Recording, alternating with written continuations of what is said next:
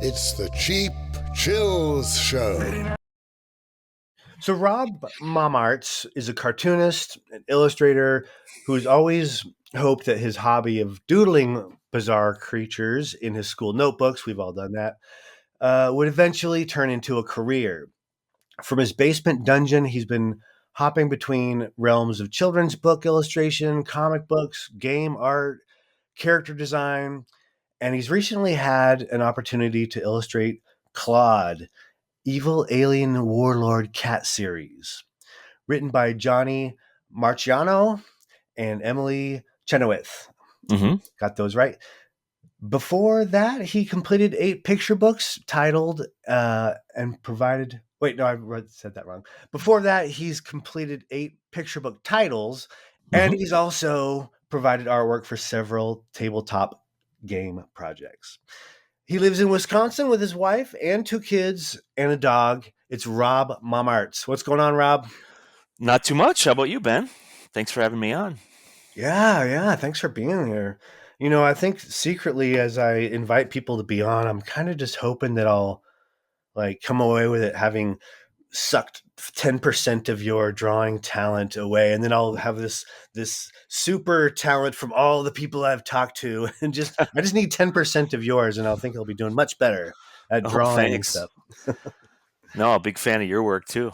Ah, thanks.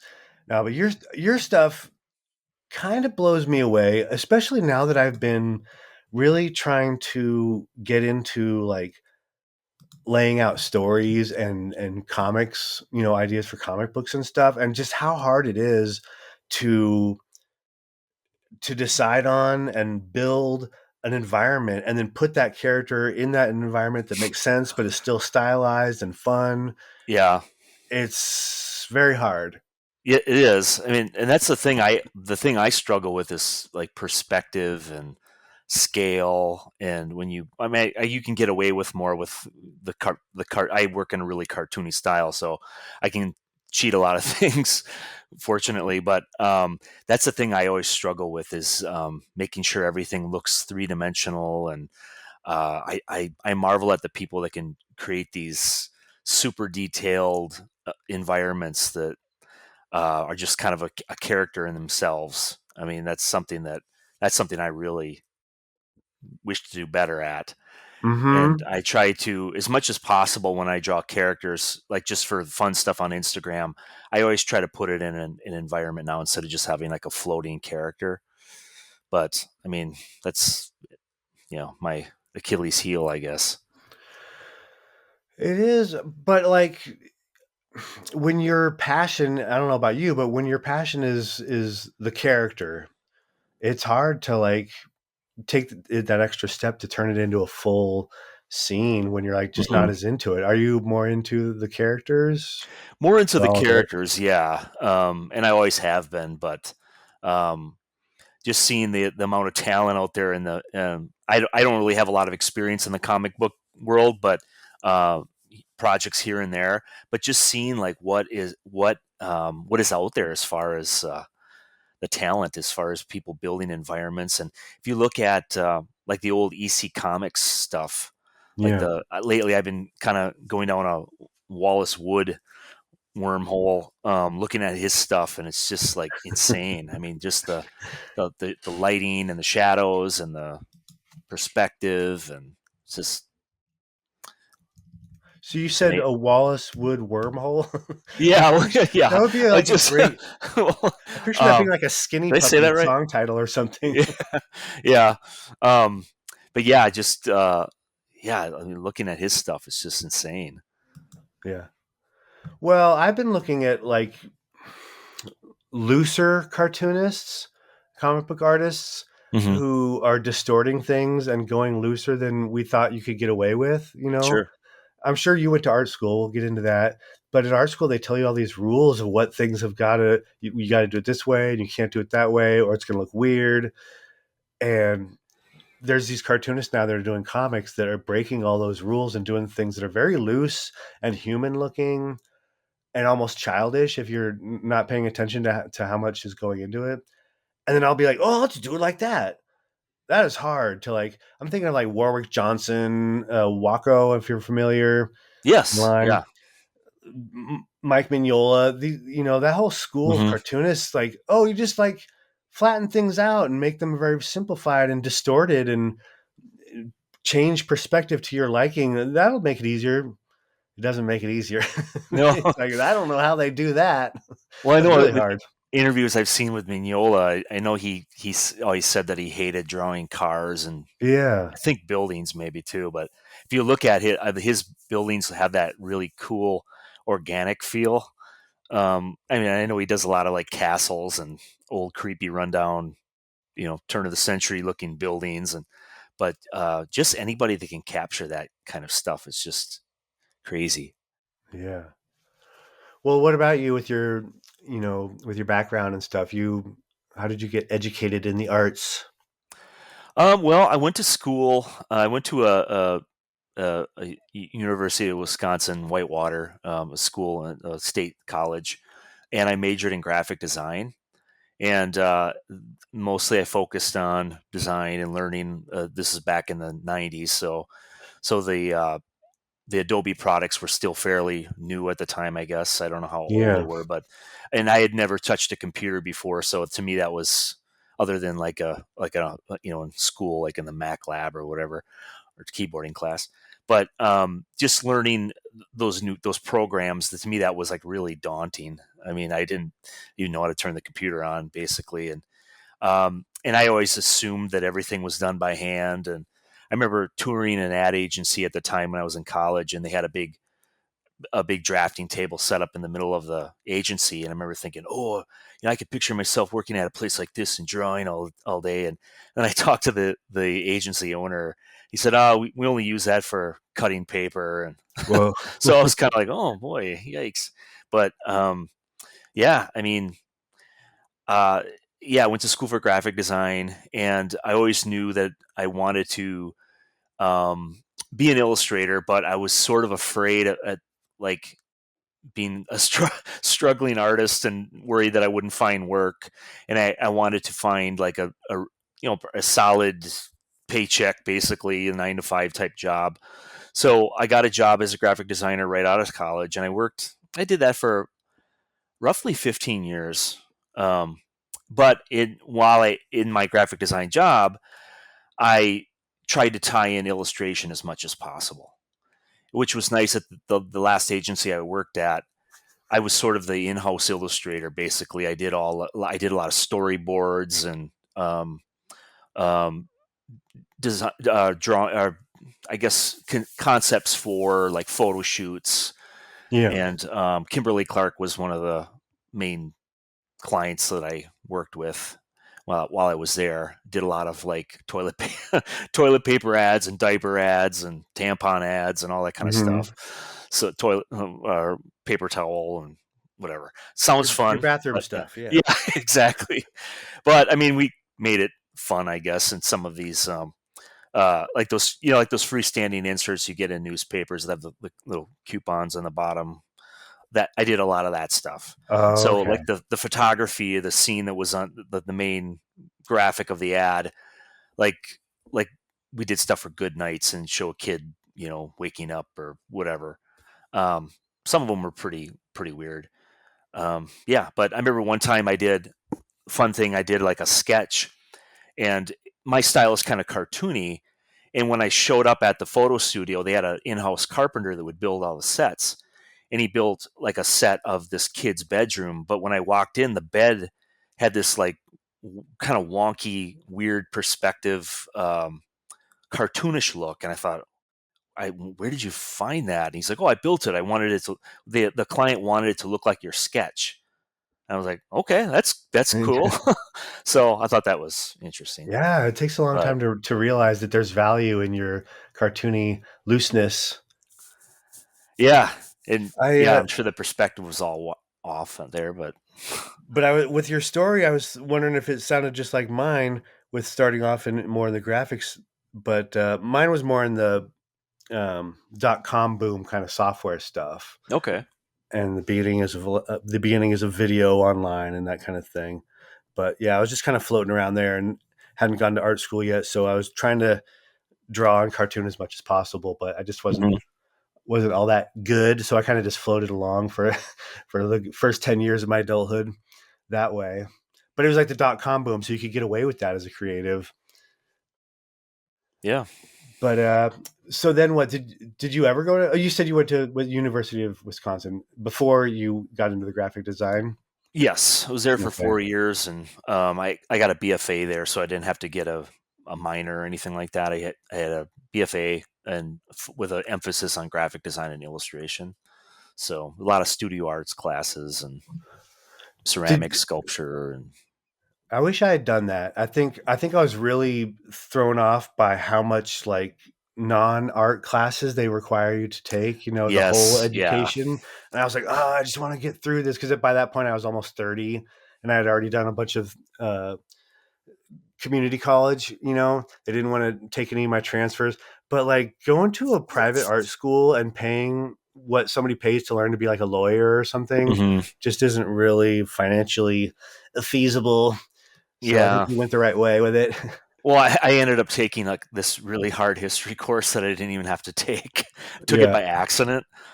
I don't know how that happened, but my Yeah. advisor, I don't know what happened there, but yeah, that kind of sucked. But I got an A on a class that I that I dropped out of after the first day. oh, That was my big win in community yeah, college. I was like nice. I was like, "Oh, in community college, if you don't like the class, you just don't show up again and they'll drop you automatically." But sometimes the teachers are like, "I'm not doing that for you." And then they'll just give you an F. And I had to like go and beg the lady to the professor to let me like get a drop or whatever instead. And she's like, "Okay, but don't do that anymore." I was like, "Okay." And then I looked at my report card and I was like, "Hey, woohoo! The Weird. height of my academic career." Well, my daughter is a junior in high school, so she's starting, looking into colleges, and so all these like stressful feelings are starting to come back. I mean, that's a Yeah, tough time trying to figure out what you want to do with the rest of your life when you're in high school, or which direction you want to start heading towards. And yeah. Does she have an um, idea?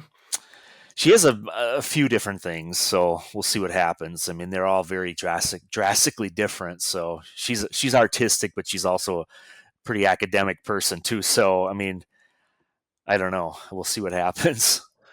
Yeah, I mean, I was just talking to my wife about this with our son, who's 7, where we don't we will wish wouldn't wish it upon ourselves to be young at this time because Yeah, we don't have any idea.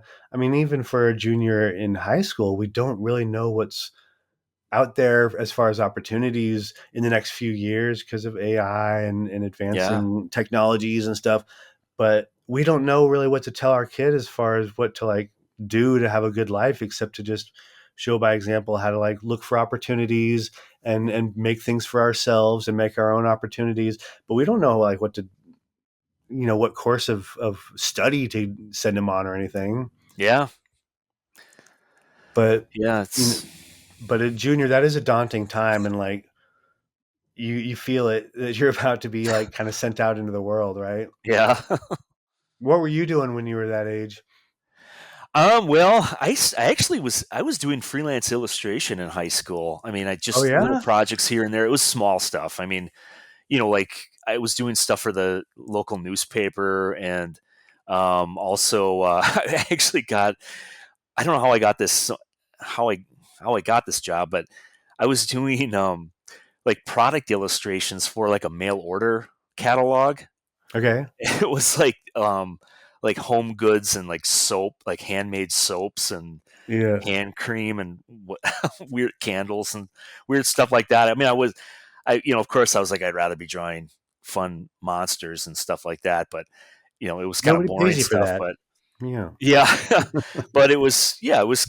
I mean, it was good money for the weekends and things like that. But yeah, and I actually there was a guy too that hired me. He was he owned a small advertising company or something like that, and he hired me to do conceptual work for presentations. Like I remember, I did like this thing that for like Coors, wasn't for Coors to use, but it was to present to them like a one of those those rocket packs. You used to see like, I don't know if they started in the 70s. They were like a weird, like a jet pack thing. You'd see them like launching in stadiums and things like that. I remember Oh, doing a okay. bunch of stuff of a guy with a jetpack. Like, but I did one of Budman, and I did one of like a guy with a Coors beer flight suit on, and that stuff was fun, and the guy paid pretty well. But yeah, but it was just a lot of. Otherwise, it was a lot of doing like caricatures of people in high school and Yeah. teachers and stuff for like the athletics in high school, all like the football and basketball team and the high school musicals and all. I did just about everything. It seemed like while I was there. Were your parents supportive of where you were headed with this? Yeah, they were. They were very supportive. I was pretty lucky in that department. But both of my parents didn't really know. They tried it. I mean, they tried their hardest to help me out as far as like trying to figure out what career direction I wanted to go and what was out there as far as schools. I remember we toured like I live in Wisconsin, so my ad at Milwaukee Institute of Art and Design, and then like MCAT in Minneapolis. Toured some of those two schools, and a lot of like the state schools or private colleges that were known for having a decent art program. But all of them were all pretty pricey, so I went to a state school. Yeah. Interesting. How do you like Wisconsin, though? That's where you've been all your life? Yeah, yeah, I Yeah. love it here. Yeah, it's affordable and quiet and Do you ever have to push snow off your ceiling? That's my main concern. yeah. There's I mean, the not your past ceiling, few your years it roof. hasn't, Your roof. not on my roof, but the of course the yard, my trees. Every time we have like a real heavy, I have like a lot of manicured trees and bushes, like hedges in my yard, and I'm real anal retentive about them and Uh-huh. sculpting them and all that kind of Oh, stuff. wow. And when we get like heavy snow, the snow piles up and they get all smashed up and Yeah. like pulled down. And so I'm always out there in snowstorms with all my gear on, knocking the snow off. So that Wow. kind of sucks, but One of my favorite things to do, though, and I'll get caught up in this and forget to like do anything useful sometimes. I think it's related to how stressful my life is at the moment. But I'll get into looking on Zillow or whatever, or various real estate sites for different areas of the country or maybe the world if I'm really stressed out. yeah, and and then and then fantasize like, well, what could we get with our equity and money if we lived here? And what would life be like? And what are the schools like? And what's the weather like? And I mean, especially just like going on the street tours that you can do through Google now. sure. I mean, I just love walking around and looking at houses. So I do that virtually sometimes and be like, oh, what would it be like to live in Wisconsin and look through the suburban houses and, the mid centuries or earlier and what kind of architecture. And then you read like, oh, people might have to push snow off their ceiling or their roof in order for it to not cave in on them. I'm like, I don't want to do that. Never Yeah, mind. yeah. It seems the past few years that we really haven't had a lot of snow. So it's right now. I think it's supposed to snow. I think tomorrow night, but yeah, it's always like around Christmas now. It's always rainy and kind of Mhm. gloomy. And where you are, you'll survive the coming apocalypse Yeah. of global warming, right? You're supposed to be around the Great Lakes, right? Well, yeah, I guess, but with the lakes do rise, so I mean, past that could be a problem. I guess You maybe. you can't win. Yeah. You can't win. We have fire season here in Northern California. We live around all the trees and everything, and Yeah. it's they've got a pretty good handle on it. The last couple summers, there haven't been any problems, but we've evacuated a couple times, and it seems like it's worse, like in areas even in Southern California or like in the Bay Area where there's like a lot of grassy hills Sure. and sparse trees. The wind just seems to shoot the fire through things very quickly. Where we have like a lot of dense trees and they just do a good job of dumping a lot of water on it, and it seems to be okay. But I've had a lot of panic attacks about that, so I don't want to talk about that anymore. Yeah. No, but just like I don't know. Do you think you'd ever want to live somewhere else, or are you gonna ride it out? I'll probably ride it. I just turned 50 this year, so I've been here Oh for yeah, 50 years. So I mean, I don't know. yeah. I just thought I mean my family's here and uh, family and friends. So I mean, yeah, It was to and I like be, to change the seasons. So yeah, nice thing about winter is you can be well, I'm an artist, so I'm always by myself. But I mean, you can be kind of hole in your house and be antisocial all right. winter and whatever. So that's kind of fun, I guess. But usually, when everything starts to thaw, you want to get outside. So So how are you able to balance that with you with a family? And I'm in the same position where you got to balance your time and your interests between spending time with them and what they want to do, and if your kids are pulling you away. Your kids might be too old to be trying to pull you away from stuff all the time, but mine constantly is. yeah, But you got your art desires too, right? yeah. I mean, and I usually, and I still do this now, even though my kids are older. But like I do a lot of all like I mean, I have a 9 to 5 job with Cryptozoic, the game company, Okay. um, and I work. I do my 8 hours during the day for them, in that eight hour window. But at night is when I usually do all my freelance stuff. So I still like when my family goes to bed. Usually, I that's when I start to work, or Hmm. on weekends. So I'm still in that schedule, but to me, it's getting harder now because I can't. I think you talked about this on one of your shows. It's hard to keep those weird out crazy hours. Yeah. I used to be able to stay up practically all night, and I I just finished a book project, and this is my latest book, Yeah. the Mummy Man book here.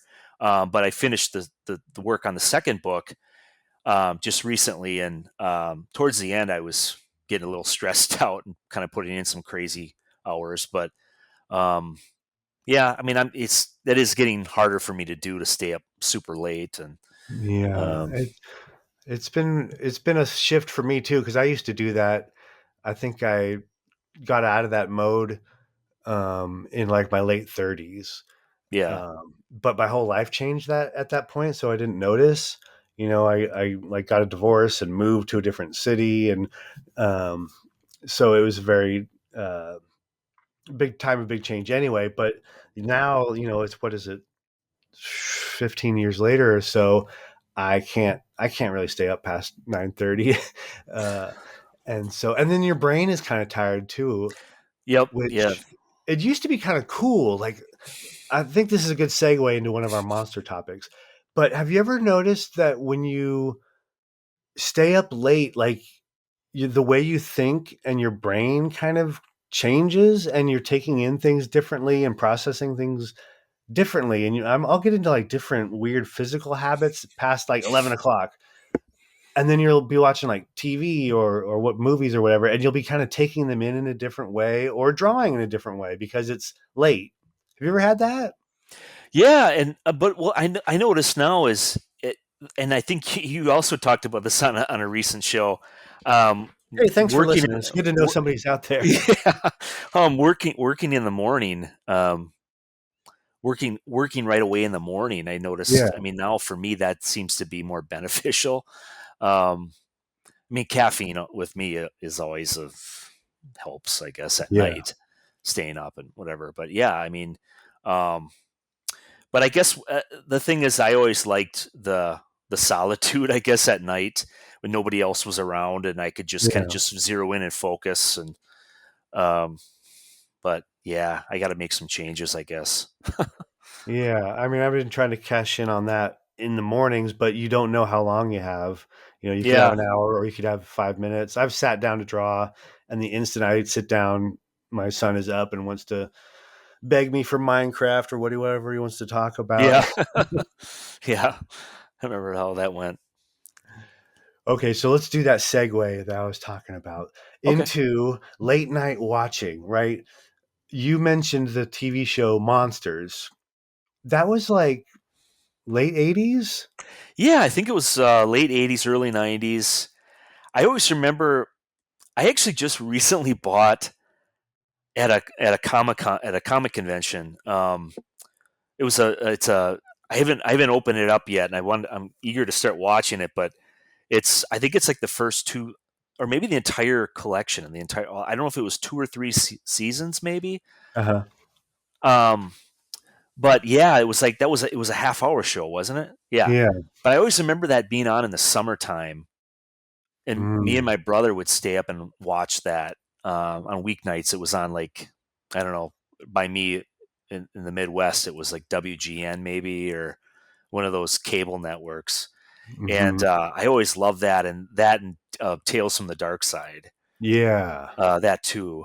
The one that always sticks in my mind is the Tom Savini creature that he built, the little white, ugly little. Yeah. It was like a It was boarding almost like house for a school for girls or something like that. with the little white alien that was like barely big, not even as high as his knee, kind of a size, Yeah, and he was and like mothering it basically. yeah, I think he and was just a renter. I think it was a girl that had decided to rent a room in his house, and it was a bad idea. yeah, and it would come in and slaughter whoever was in the room. And Yeah. it was that was pretty disturbing looking The back, but the other great uh, one was the Halloween episode where this was our favorite, where there was like a grumpy old man who didn't want to give kids candy, and then this like weird gnome kind of thing kept coming around and being like trick or treat, Mr. Robbins, or whatever he would say. And then the night never ended, so he like died of starvation. Good times, good times. yeah, But but yeah, I want to watch those old monsters, because I remember that was kind of had a little more humor mhm. than the it was other the most shows. They were it was the most fun intro of all the intros to any yeah, show, maybe. It was like monsters in a suburban setting, excited that the show Monsters was starting, and we're like, "Hey, we're in the same boat. We're doing that." yeah, but yeah, that opening to going back to Tales from the Dark Side, Yeah. that opening used to scare the shit out of me when I was a kid. I mean, I'd be up Mhm. late and I'd be watching it, and then when they do that narration and Mhm. that music, The that picture would always flip, and you'd be on the yeah, dark side because it's negative and it's flipped, and you're like, "Oh, you can get creeped out by bad video of the woods. You can yeah, make anything creepy." But yeah, that was scary. yeah, it was. Um, Unfortunately, when you get back into these shows, just to let you know, um, I've found that all those like anthology scary shows from the late 80s had like kind of a running theme of like, yeah, there's monsters out there and they might eat you, but the real monsters are women, right? Everybody, women, oh come yeah, on. They just like demonize a woman in every episode. So the just be prepared '80s, for pretty that. much. Yeah. Yeah, yeah. Written by some lonely guys, I think. Yeah. There was that one with Vic Tayback. There's a name for you, from the guy from that show Alice, where he had like a kid, and the kid was calling him dad, and he didn't have a kid, and the kid kept following him around, and he started Uh, going crazier and crazy. That was a weird one. uh, Yeah. so So the guy from Alice, he kind of had like a Daddy Warbucks look to he him was that almost. the guy that worked in the kitchen, Mel, Yeah, the grumpy gray haired guy in the back. we're we're the same age, so we can geek out on this kind of stuff, and Yeah. hopefully other people will care, but it doesn't matter. I got him. I got him confused Vic for a second. Tayback is a Yeah, household name nowadays. the way I don't know how people drop names like that. I get kind of locked up on like the names of my favorite like creators now and stuff. If I Hmm. don't talk to them directly, it's hard for me to retain people's names. But I got that dude mixed up with the one. Who was the guy who would always wear the vest and he had the it Oh, was the not Jimmy Schneider from One Day at Schneider. a How did you Time. Yeah. all I said was vest. There was one guy with a vest. And Oh all man, my brain retains completely useless yeah. information. I mean, the only reason why you brought that up, and I remember it, I just saw, I think on Instagram, an old, I think it was the opening of that show. Like, I think yesterday I saw it in my feed. It was like the opening credits of One Day at a Time. Yeah. That was it, right? One day at a Yeah, time? yeah, with Valerie Bertinelli and whatever. Was that the first TV show to kind of almost directly address divorce? You know, I feel like there was like the Brady Bunch where they just completely glossed over the fact that they used to Yeah. have another families, Yep. other families, never talked about missing their real mom or anything. Immediately called their new parents mom and dad Oh, they were just without fully on question. board with Yeah. being a Brady, Yeah. but we don't know what happened to those previous parents. Probably died, but they never talk about it. Yeah. But they kind of allude to it in One Day at a Time that she needs to start over, and they're like driving to another new town in the intro and stuff, right? Was something Yeah. like that? Yeah. Pretty much. I don't know. Um, I think about these kind of things because I was kind of on the forefront of the generation where like most people's parents were divorced. Like I was kind of one of the beta testers for that, so I paid yeah. The attention. the Gen X latchkey Yeah. kid generation that we're from. So Mhm. Yeah. Did you have that sort of freedom, or were you feral as a child, like I was? pretty. I mean, yeah, pretty much. I mean, my parents were pretty involved, but I mean, as compared to like nowadays, I mean, me and my brother, we pretty much ran around the neighborhood. We ran all over the place and came, like the typical things that everyone talks about now is you came home at night and you know you were pretty much free to do whatever you wanted during the day for the most part. When the street lights come on, that's when you're supposed to come Yeah. home, right? So yeah, pretty Yeah. much, and we were always outside and in the woods and on our Yeah. skateboards and um, the whole stranger danger Mhm. thing came into play as far as I mean, yeah, Yeah, I'd be a lot more worried about any stranger I meet in the woods versus, out in the city or something. yeah, no kidding.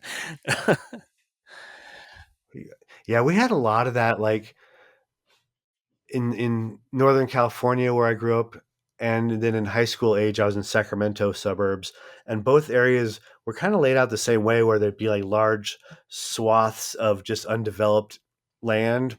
So Hmm. you might wanna take a shortcut through some stuff that I'm sure is now apartments or mini condos or whatever. I mean, mini mansions.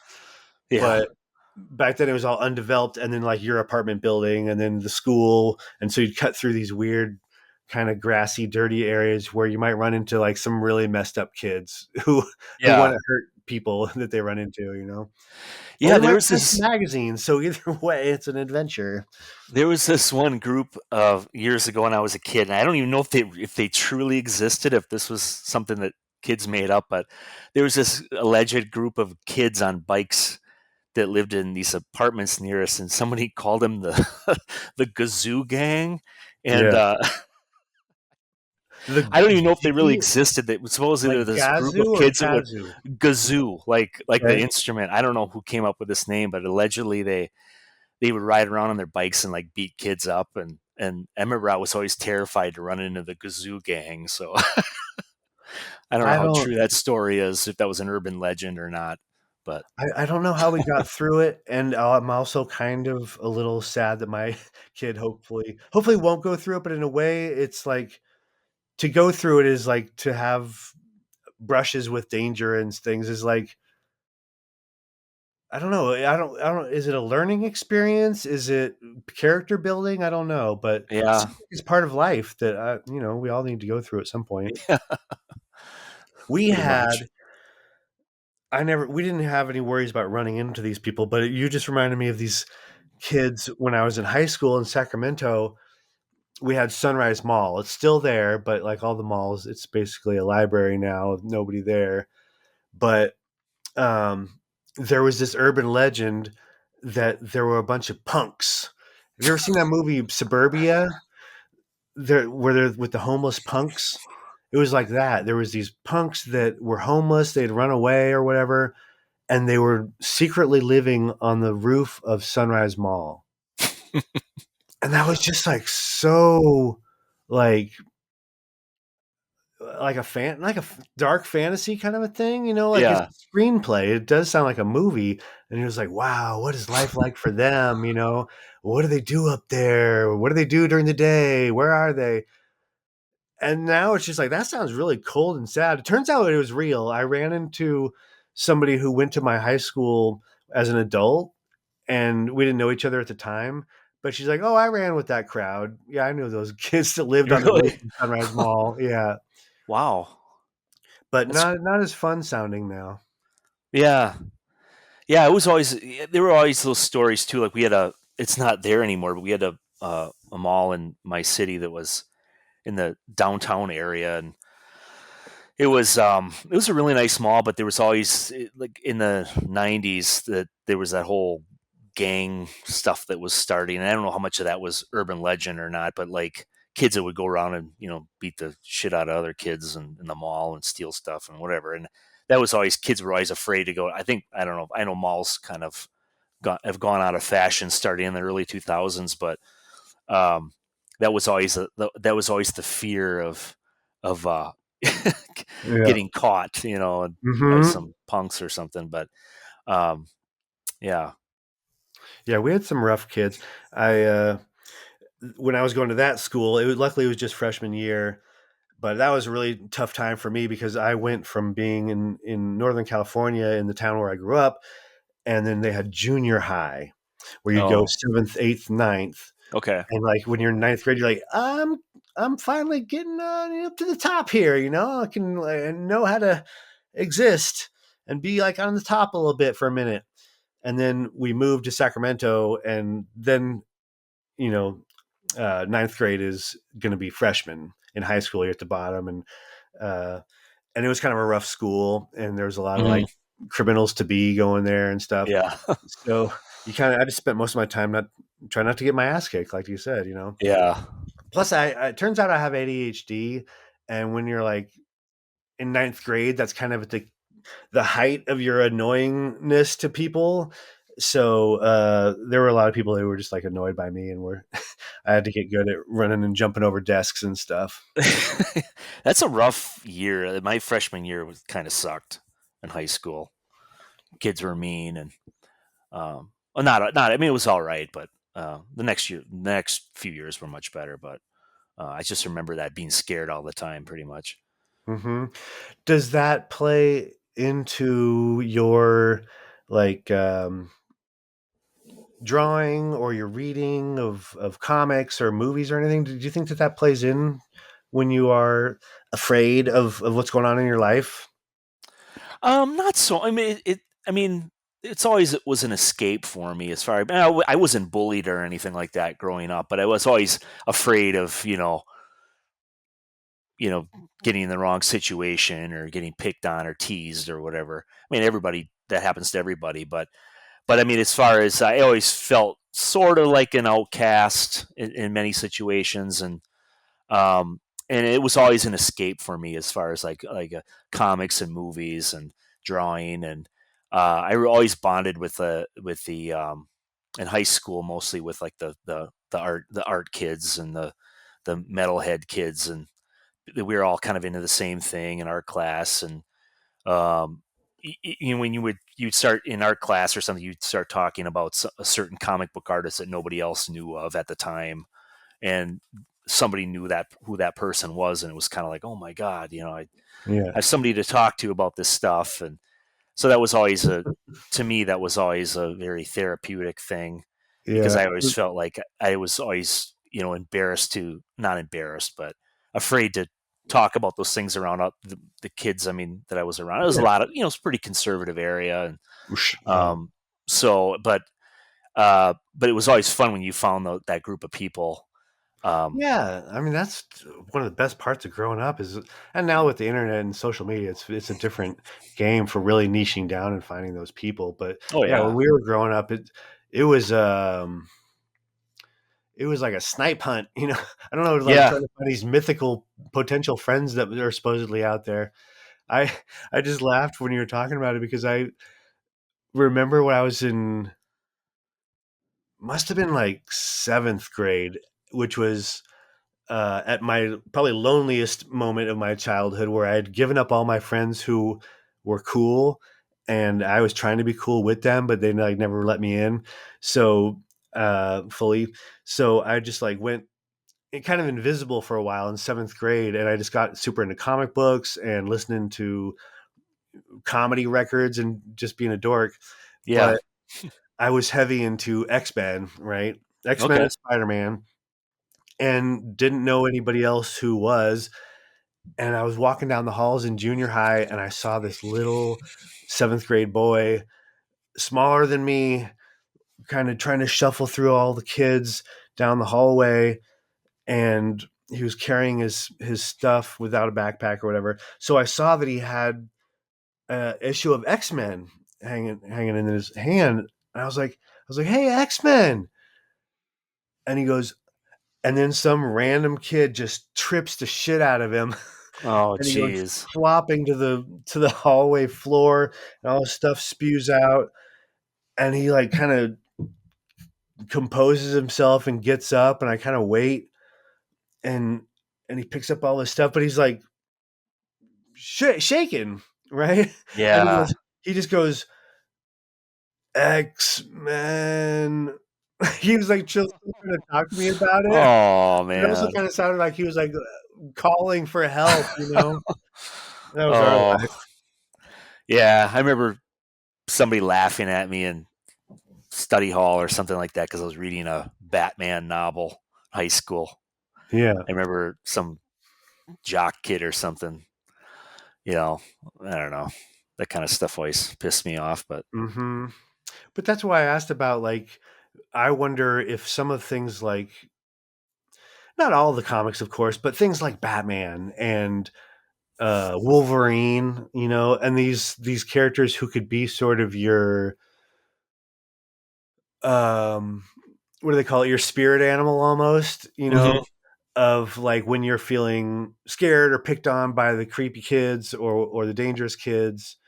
And then you're reading these comics and you're like, oh, if only I could handle things like this. You know, if Yeah, I could pick him up by the scruff of his shirt and lift him up, you know, yeah. Oh, and do that's those yeah. kind of Batman Wolverine moves. And it just doesn't translate to real life at all. And No. they don't have good problem solving skills. And that's an important thing too to learn as an adult. And you don't want to be like Batman or Wolverine. Yeah. Break people's spines and no, that's Yeah. good. Well, I guess they don't do that. Wolverine does, right? No. No. All right, let's take a moment to drink some water and take a little breaky, and then we'll Sure. get back into it with some more monsters. Okay. Wallace Wood Wormhole would be there's something there. I just wish I had more musical talent. I always come up with good band names. I think that would be a good one. Yeah. Yeah, he's a kind of a tragic character when you read about him. Hmm. Is he one of these guys that went kind of broke after I working? think so when he got into his well, he died from suicide, I know that. Hmm. Um, but and he was in his early 50s. Yeah. But I don't know, I haven't read a lot about him, but it's more Uh, recent. I'm I've always been a fan of his work, but more recently I've been looking up his panels and looking at some of his original inks and yeah. I'm looking um, at it now. It's but I know fantastic. he was a kind of a troubled guy, and I think he had like I think his dad was like a kind of an abusive redneck when he was a kid, and I don't know that for sure, but Yeah. just from what I've read, you know. Yeah, I was thinking about this moment that happened for me, like maybe it must have been like 10 years ago with the Hero Initiative.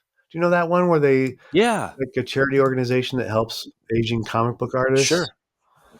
And they did a little cartoon one pager about I'm not going to find it at the moment, but it was a it was about the guy who did the war comics that ended up getting reappropriated by Roy Lichtenstein. Have you ever heard of that?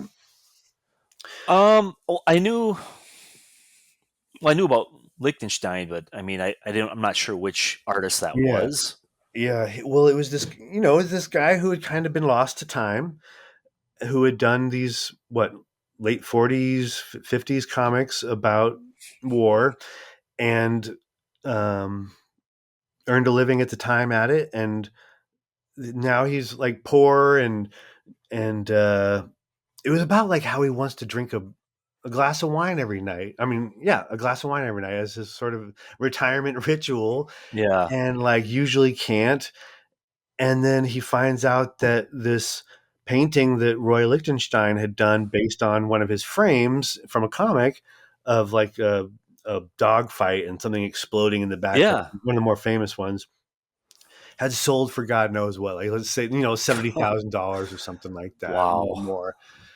And he's like, "Well, good for that guy, I guess. I'm like almost, eating cat food here. I don't know." Yeah. And I think that was the moment where I gave up on any ideas of being like a gallery art star or being part of any sort of big city art gallery scene, and being like, I feel like I'm in the Illustrator crowd, more of like the creative working man kind of thing, and not. Yeah.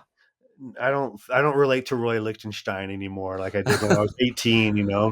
Well, wasn't Liechtenstein though? Like originally, he was just like a. I don't know. I could be wrong here, but I thought he was like he started doing that at an old. He was older, and he was doing a mural for his son's room of Mickey Mouse, Hmm. and then that's what got him into doing those. I don't think he was a trained artist. I don't. Interesting. I, Yeah, I it could might be have been like a wrong. graphic kind of guy or a sign guy. I don't know much about him. Yeah. A bunch of art history, So but like we're getting older, and I don't remember any of that stuff now. But yeah, yeah, me neither. art history. Okay, let's talk about monsters instead. Sure.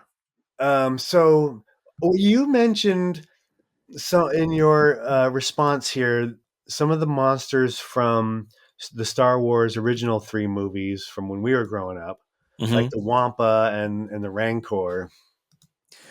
Yeah, I mean, I saw all those movies in the theater when they came out. I saw the A New Hope. I think I saw it when it was re-released in like '79. I was little. One of my earliest memories. My dad took me, but Hmm. I remember being slightly afraid during like the cantina scene. But like I remember when I saw Empire in the theater, and I had to be about maybe 5 when I saw that, and the Wampa scared me. I remember being really freaked out by that, but it was always those things that scared you is what interested you. I probably went home and I was Mm-hmm. drawing the Wampa right away when I got home. I remember always drawing the. I saw Raiders from the Lost Ark in the theater, and that freaked me out too. Like some of the, I was always afraid of like. I still am slightly, I guess, of like gore and violence, unless it's like Yeah, me cartoony too. stuff. Me But like too. realistic gore, like war movies, and like I just saw a Civil War movie recently that was kind of like, oh, geez, like that kind of stuff really gets to me. I don't like Yeah. really seeing that stuff, obviously, but like Saving Private Ryan, all those movies like that, I are to me are upsetting. But Yeah. like like over the top, goofy gore doesn't bother me, I guess. But like the stuff you'd see on like The Boys that show The Boys, Mm. because it's kind of cartoonish and I don't Yeah. know, but You need the style, or it's just like so grim. yeah, I'm the same way. The stuff that strips away all of the movie magic and fun and stylization, and really makes violence as kind of mundane as it hmm really is in real life in a lot of ways. That's that's horrifying. And yeah, anytime that I've been around anything that, luckily I haven't seen anything too violent in my life, but things where it could have gone really badly, where somebody could have gotten really hurt or killed, yeah, there's no music. There's nothing yeah, warning you that danger is coming. There's no exciting music when things are happening. It's very mundane, and it's like, whoa, and it's kind of not all up in your face with a zoom, or not a zoom, but like the fisheye lens, all that kind of stuff that makes it a visceral thing when you're watching a movie. It's very hmm mundane in real life, and so when a movie is mundane with the violence, it is scary, and just not scary like fun scary, just disturbing and sticks yeah. with you. Oh Yeah. yeah, but I remember, in Raiders of the Lost Ark, that's probably like the first movie I ever saw that had like blood and gorier scenes. Hmm.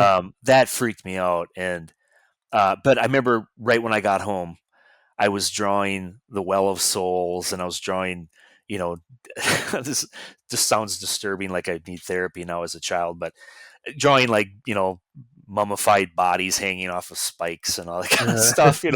I don't know, because I like to draw what scared me. yeah. I used to always go to. I tell this story all the time, but when I was a kid, I used to go. My mom took us to the library a lot, and I would always try to check out books about Hollywood and Jim Henson and whatever I could find. And there was this one comic. I have a copy of it here, but it was the Creep Show comic book Mhm. adaptation. And I used to. This is a reprint from a few years ago, and I found this, and I was super excited because when I looked page through it, it was like all this nostalgia wave of nostalgia was hitting me. But I used to check that out from the library all the time, and there were some pictures in that. It was Bernie Wrightston art, Bernie, that's right. and there was art. The Some of the artwork in that was like, it's far worse than what they show in the movie, like with the crate creature when he eats uh uh the actress's name escaping me now. When he devours her, devours the people that come near the crate. Yeah, Like yeah, the pictures that they actually show in the comic are way worse than what they show in the movie. And yeah. I remember I was so freaked out by that as a kid, but I would continuously check that comic out all the time, and I don't know, it just drew me in, I guess. But Yeah, uh, Bernie Wrightson is one of those artists where I'm like, when I started discovering his work, it's so like classically drawn or something or etched. It looks like etchings. yeah, You're like, I don't understand how a person can get that good at art, and you oh, don't I get know. to say that very often about people when there's lots of good artists. But he was just like, I don't understand this skill level, this like fine, the fine detail and stylization of it all is just amazing. When you look at the Frankenstein book, that's insane. That stuff, that looks Yeah, like yeah, that's something what I'm thinking of. engravings. When you look at that, it's crazy. But Adrienne Barbeau got eaten. Is that what you? Adrienne Barbeau, yeah, Yeah, she's in all the good movies. yeah, she's all of Carpenter. I know she was married to John Carpenter at one time, but hmm The I listen to Fog and those. I listen to those commentaries to help me get to sleep sometimes. So I got all the facts in there somewhere in my brain. oh yeah, yeah. What about what you reminded me of though is well, I don't want to get into unfun stuff anymore. Let's keep to the fun talk. But I thought of another movie that's not fun. But but with the Wampa, I remember I remember being a kid, maybe 10 or 11, and that must have been around the time it came out. And I was looking through like one of those magazines that would talk about the movies, Starlog or whatever was Yeah, the thing. And there was like a picture of the Wampa, and I was like, I've seen that movie at least once or twice, and I don't specifically have a big memory of it. And it seems like pretty memorable. And I think it's because maybe I was more focused on what happened like right after that scene, because that was pretty fast. That little flash of that guy, yeah, and maybe I was peeing. I don't know why, but I don't remember the monster. All I remember is what Han Solo does to the Tauntaun. yeah. I think that really, really stuck with me in a way, like the things that we've been talking about, where you're like, why am I fascinated and scared by? I was like, it was all off screen for the most part. There was just kind of some guts or something, Yeah, just gray guts, just kind of flop through for a second, and you're and like, steam. he turned this Wampa into some kind of sleeping bag for Luke. I was like, how does he breathe in there? I just thought that he like shoved his head and shoulders into the guts of the Tauntaun, which can't be Mhm. right because then that would suffocate him. But that's what I pictured. And that's what I was disturbed by, these gray, wet guts in the snow.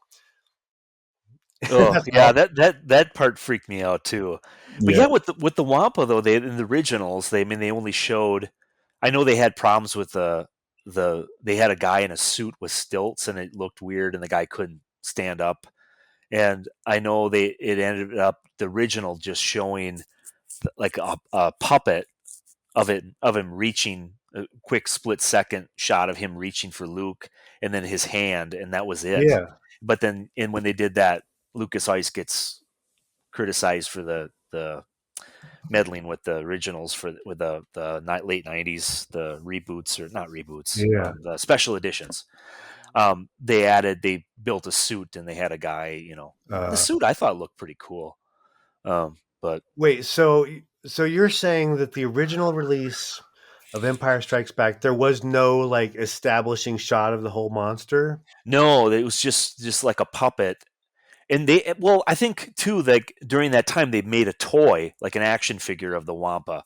So Mm-hmm. kids had that in there at the time. This is, not everybody had a VCR and VHS. So I mean, I know I couldn't. I didn't see Empire. I saw it in the theater, and I didn't see it again until I think I was in middle school. I think I saw it. I watched it I was babysitting at somebody's house, and Mm-hmm. kids were sleeping, and I watched it. And I always, had always wanted to see it, but I didn't have access to it at the time. This is, I don't even know if we had a VCR yet when I watched it, um, yeah, I mean, but there was the action figure too. That's what I think the kids had, that image of the Wampa in their head. I But wonder if yeah, in the that's where movie they my hardly showed it. okay, maybe that's where my gap exists because I don't remember like a shot of the whole thing walking through the snow den or whatever he was in. No, But if you watch some of like the special effects documentaries, mhm. they'll show the actual suit that they built, and it looks kind of awkward and cheesy. It's a guy in a big giant puppet suit walking around. So Yeah. And then there was the Rancor. That was the other one. There was a bunch of monsters eating people and stuff. But there was yeah, the Rancor, and then there was that also that thing in the sand that was messed up. I'm sure that caused a lot of kids nightmares. What was that thing called where they the were throwing Sarlacc, the Sarlacc thrown into the yeah, pit? yeah. I mean, I had this I don't know if I'm showing these to my kid anytime soon. Now that I think about it, I had this is from the '83, I think, but it had like conceptual drawings of yeah, I think when I I was had a kid. that. I used to look at this all the time and sketch from the uh, Joe Johnston, Nilo Rodis Jamero, and Ralph McQuarrie, and those Oh yeah. pre-visual artists for Industrial Light and Magic that did all those designs. But and I then you think always I had had the that same book. the comic book adaptions too that were always Oh, fun okay, for cool. that kind of stuff too. And How come you can't get big comic books like that anymore? I know I miss that. That's cool. I got a bunch of stuff from the library, thinking about getting into comics again after decades, and I was like, I don't want to make like a manga thing that's like a paperback. I want like some space, some some Yeah, I've room. I've had this one since I think I found this at like a junk store when I was like maybe 8 or 9 years old, and it's pretty beat up, of course, but I mean, this is kind of where this is before I was able to watch the movies again. I didn't have access to them, and I used to draw pictures from there. And the cool thing is about from those comics is they were done before the actual movies came out, I think. So the artists were working from movie stills, and like you can see and hear, like some of the drawings of Yoda look like the conceptual drawings. So he looks Yeah. kind of weird in some of the shots. It's pretty interesting.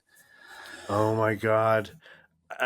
I just had this weird, crazy memory from that of like the first time I realized I wanted to be like a serious artist beyond like doing something that might go up on your fridge. I went over to some kid's house when I was like probably in first grade, and his older brother was obsessed with Star Wars, and he had done some kind of scene like of the inside of Han Solo's uh, Millennium Falcon, and he said something like, "Oh, it took me like 4 days to draw this," and that was the first time I had ever heard of anybody like making a job of doing a drawing that takes a while instead of just like you sit there for 10 minutes and then it's over kind of thing. And Yeah. I was like, I'm going to draw stuff that takes me more than 10 minutes to draw someday, you know? Yeah, I used to, when I would sit down and draw as a kid. Yeah, if it took longer than like a few minutes or 10 minutes or whatever, in my head I thought it looked really cool and detailed. But when I find some of these old drawings, they're very basic, just like a few Yeah. squiggles for the background and uh, super basic. But I think my head kind of turned it into something more than it actually was.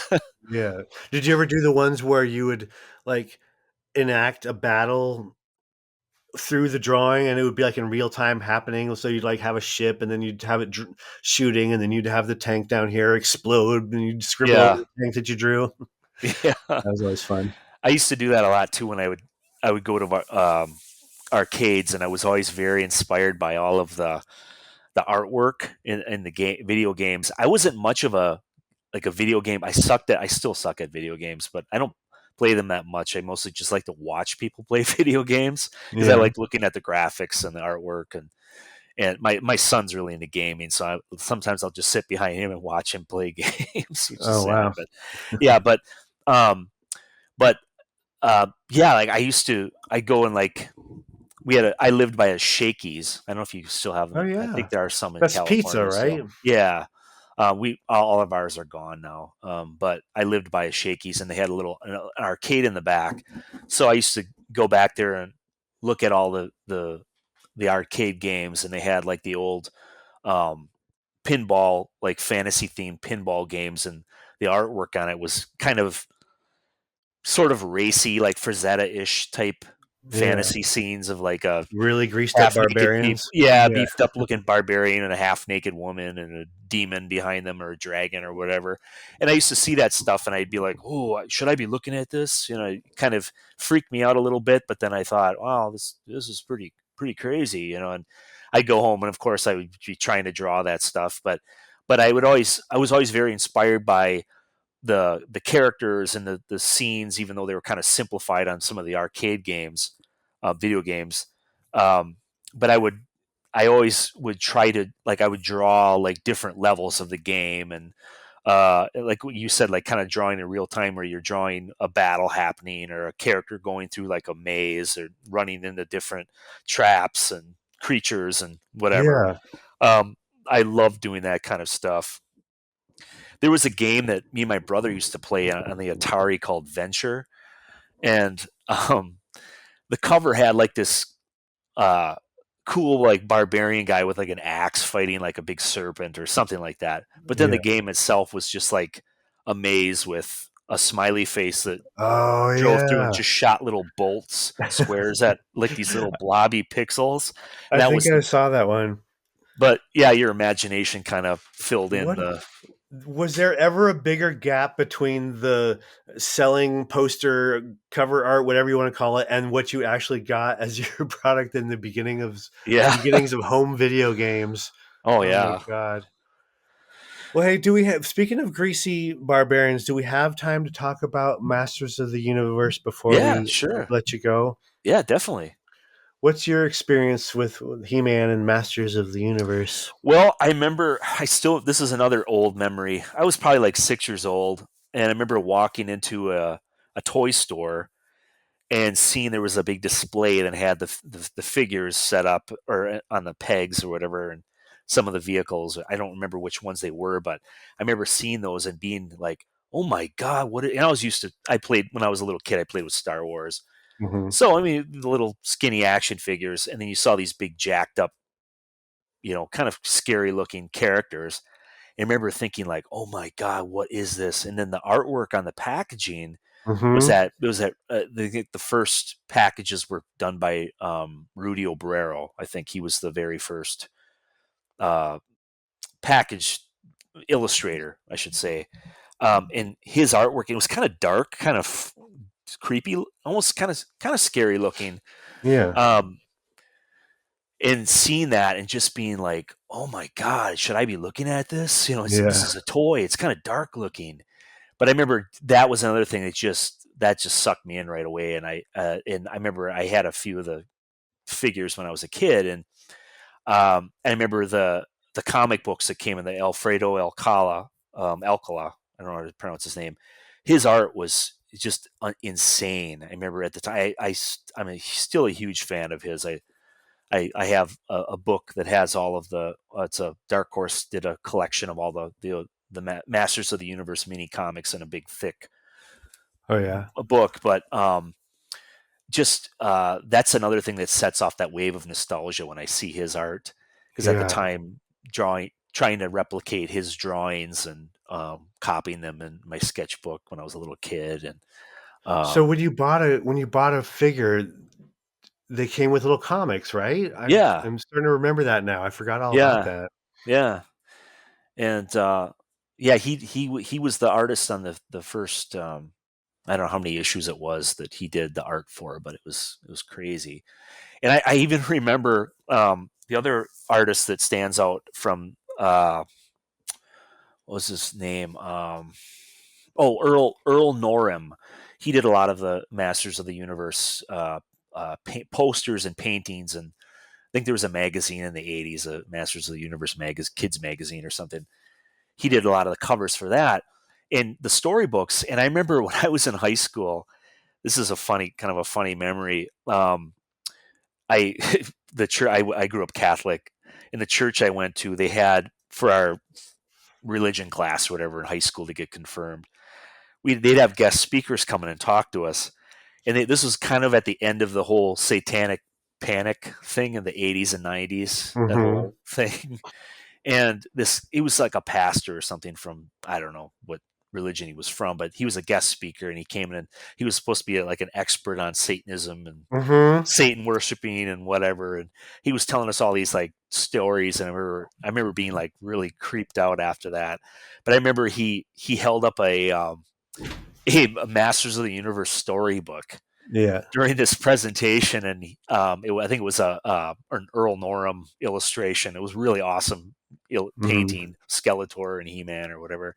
I'm not sure which one it was, but I remember him saying, this book was found in a known drug dealer and Satanist's apartment. It was seized Mm-hmm. by the police, Yeah. and saying how that all these toy companies and cartoons were putting hidden satanic messages into stuff for kids to absorb. Mm-hmm. But I remember I was in high school at the time too, when this was, I was past that, Yeah. well, secretly past the toy stage. Um, But he got personal on you yeah, and with it it. was like, wow, really? I mean, they all have that agenda. I mean, but yeah, Oh my God, that could be a whole other episode. yeah, We should have you back for that yeah, because I had the same experiences in a lot of ways. But just like briefly, I had an expert come to my church. We grew up in various Protestant churches, but by the time I was in high school, it was a Baptist church, which was oddly sort of progressive for being Baptist. But anyway, it doesn't matter. They brought on this expert to talk to like the high school kids and a bunch of adults for some reason. I don't remember why that was that particular group. Maybe it was kind of like kids and their parents or something. And this expert was a cop, which okay, is kind of disturbing on its own. But after like looking at some of these documentaries that are out now, it sounds like they brought this whole satanic panic stuff into law enforcement and convinced a lot of law enforcement that things were going on. But so this guy was a cop and he was presenting various things that were satanic, but he was sticking to like music. It was just like warning us against music. yeah, And so he had like all these slides of the bands that we should watch out for, don't listen to. And on his face, like it's kind of ridiculous to think that any band is like actually sitting down at an altar or whatever and or sacrificing children or whatever it is that they think is going on with these band members. But he's like, these are the satanic bands. Do not listen to these bands. And like they're listing a bunch of my favorite bands. and when they're like Blue Oyster Cult, I'm like, I get where you're coming from with the covers and everything, but they're not hurting anybody. Then yeah, he's like Duran Duran, and and he's like got the slide of Seven and the Ragged Tiger cover up, and he's like pointing to all these little weird symbols and things that are like hieroglyphics and stuff, and he's saying what they mean, and don't ever let your kids listen to. And at that point, I was like, Duran Duran, how are they what's satanic? How are they? Are they really? And this old lady sitting right in front of me just goes, yes, yes, they are. You've never heard of them, old lady. Oh my God. Yeah. I remember my mom. My mom's pretty liberal, but when I was a little kid, me and my brother were watching MTV, and I think the Men at Work video was Yeah. on. It's who can it be now? I think that Yeah. video with the weird people coming to the door. I remember my mom walking by when me and my brother were watching that, and my mom was like, "What is this? This is weird," and she like shut it off. She thought it was like had some weird sexual I don't know. What was that your worst? What is this moment? Getting caught watching? No, there's lots of stories with that. Yeah. The worst one for me was my dad. I think most of my film like history stuff is just from watching my dad's collection, where he would have the 2 VCRs and would be able to copy stuff that we'd rented before they Yeah. made that impossible. And so he had like a collection of like maybe 50 movies that we would just kind of cycle through. And one of the favorites was American Werewolf in London. Oh yeah. And so he had a friend over, which was rare, but he's like, we're going to go out and like get a lunch or drink or something. And you guys just pick a movie out of the library here and we'll see you later. And so we did. And we put on American Werewolf, which we had watched with him multiple times, but they came back right during the shower sex scene. Oh, And he didn't recognize it. He's like, what did you find? What is this? Yeah, we used to. Yeah, we would record movies off. Like we would get free Cinemax, and we recorded Revenge of the Nerds. And I remember watching that with my dad. My dad would let me stay up and watch like our comedies with him, like Caddyshack and Animal House and those types of movies. And my mom would get mad about it if she found out, but he'd say, "Don't tell mom," and we'd watch these movies. But I remember me and my brother recorded Revenge of the Nerds, and we would watch it like in the summertime. We'd watch it all the time, and we didn't understand a lot of the humor in it. And I remember reciting a quote from that movie, and my mom was like, "What was that? What did you say?" And I remember then she had to explain to me what it meant. And well, what was the quote? What was the quote? It was when Booger says, one of the jock guys goes by him and says, "What are you looking at, nerd?" And he says, "I thought he was looking at my mother's old douchebag, but that's not right." Or whatever. And I remember reciting. We were eating dinner, and I was getting something out of the fridge, and I said that. Yeah. And my mom was like, "What did you say?" And then of course she had to tell me what that was, and like I didn't know what that was. Yeah, I feel like that was definitely maybe not the absolute beginning of people calling people douchebags, but I feel like it really kind of brought it into the zeitgeist for everybody to be calling each other that. Yeah. Yeah, where we didn't understand the whole, just how messed up it is to be like raiding the girls' dormitories and getting their underwear and then like hooking up cameras to watch them and stuff. That was all just funny stuff back then, Yeah. And not to mention that whole scene that happens towards the end with the mask and that's right. That was pretty problematic. Heavy. That was problematic. Yeah. And talk about fantasy movies. She's like, "Oh, well, we had good sex, so it's fine that you tricked me into it because it was worth it." Yeah. I don't know if anybody would react like that, but yeah, it was pretty disturbing when you look back at it. But yeah, as far as horror movies, like you mentioned, American Werewolf in London, my dad, I was too afraid to watch that as a kid, but not till I was like in middle school. Maybe I saw that movie, but my dad used to talk about that movie all the time. He watched it and he loved that movie, and he'd tell me and my brother. He'd watch movies and then he would tell me and my brother the whole story, basically. So we'd have to see because I remember being on a family. We drove to Florida and we were driving through the Appalachians, and he was telling us about Deliverance. Oh no! Deliverance. And that night we stayed at a hotel, so this kind of seedy motel someplace. And I remember I was thinking about that. Like I hadn't seen the movie, but hillbillies and inbred hillbillies and whatever. Yeah. And I remember thinking like I was so terrified I couldn't sleep. And I remember Yeah. when we got home from our trip, I was in middle school at the time, I think. But I remember when we got home, we rented the movie, and me and my dad and my brother watched it Oh together. no. No.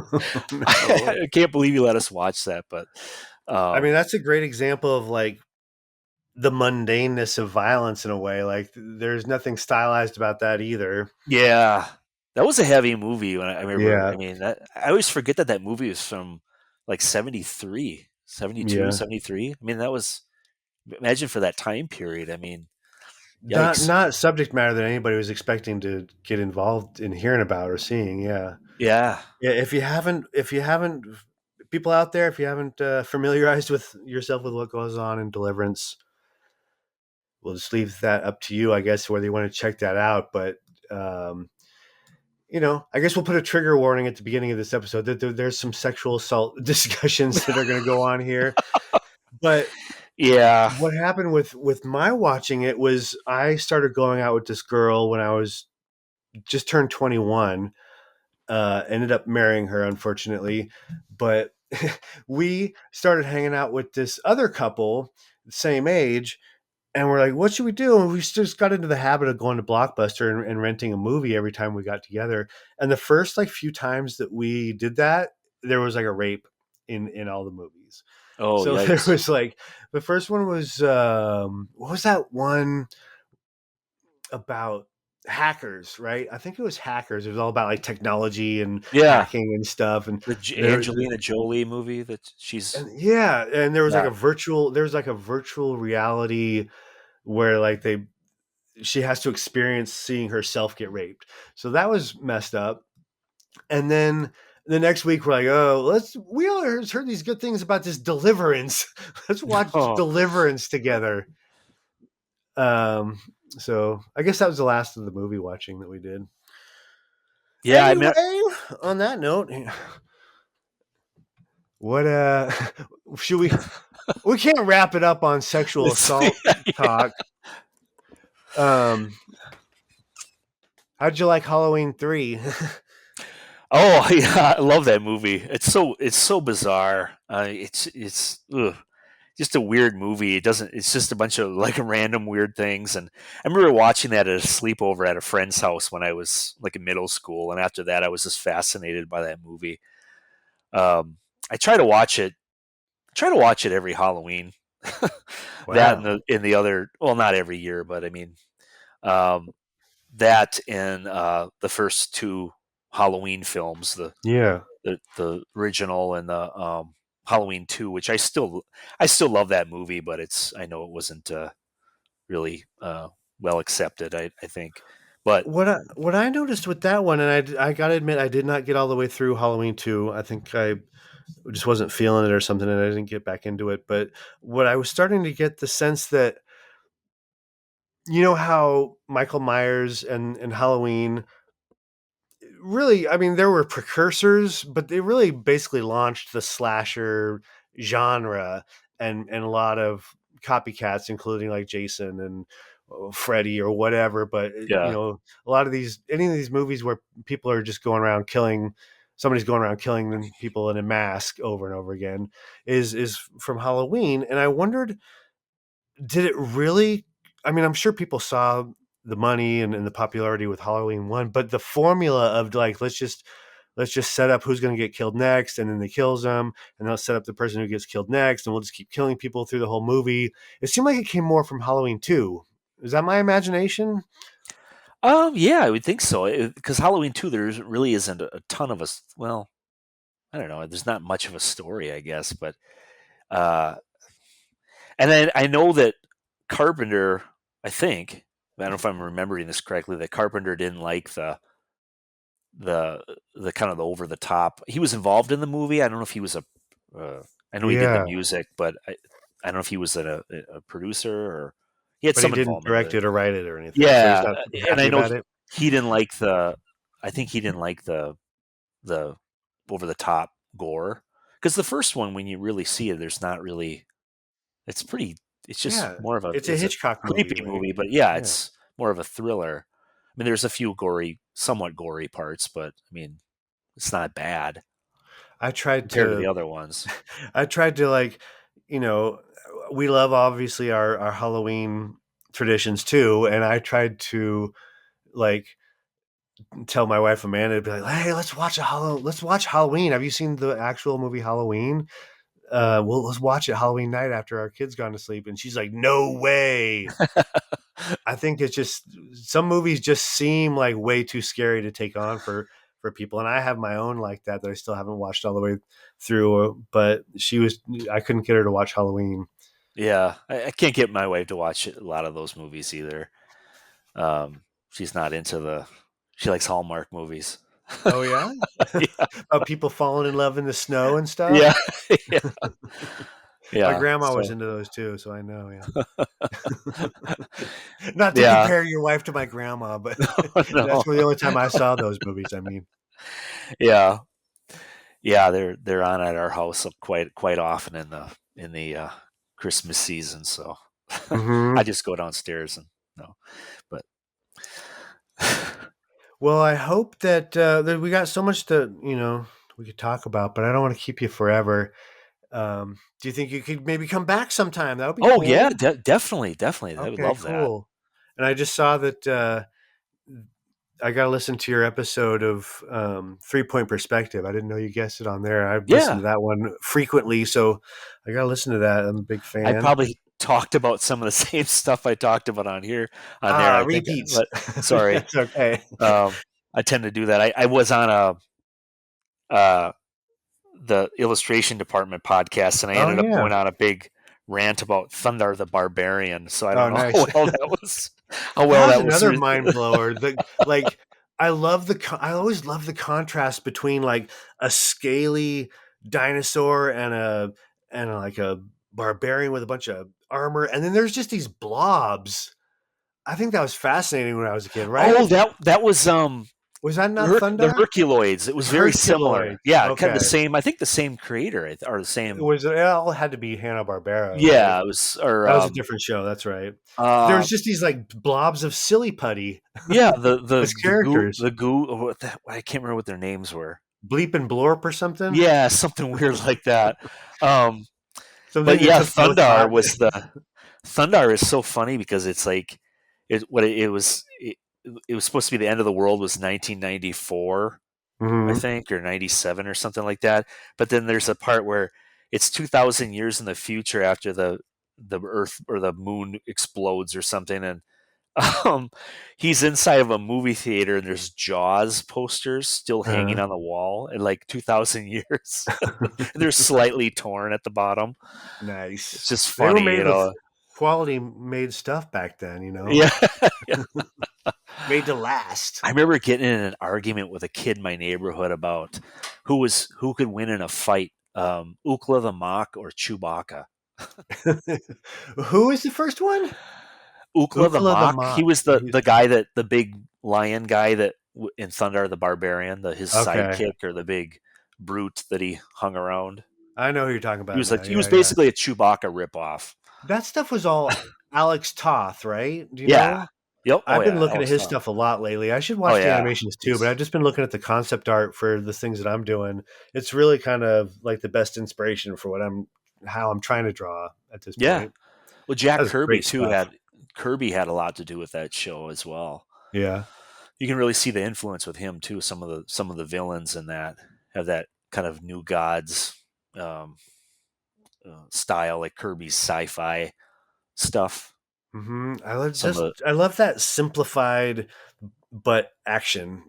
To be able to animate something that's kind of an action show is seems like a tough compromise for how to simplify that. So he oh does a yeah, great job.